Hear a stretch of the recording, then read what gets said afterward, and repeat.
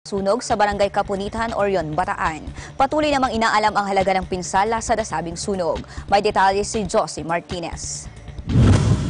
Nasunog ang halos 600 na kabahayan sa Barangay Kapunitan sa bayan ng Orion, Lalawigan ng Bataan. Sa dami ng nasunog na kabahayan na yari ang karamihan sa kahoy ay makikita sa mga daan na nagkalat na mga kagamitan na pilit na isinasalba ng mga residente.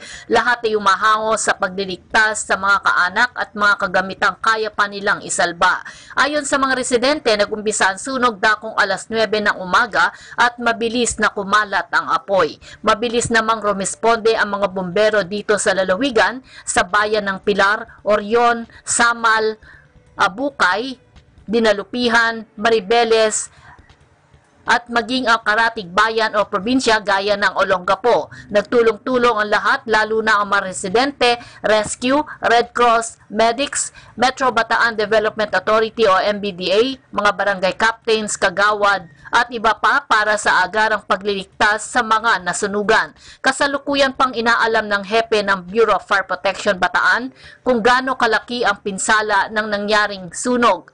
Wala pa namang naiulat na casualty bagamat may mga nilalapatang mga nasugatan.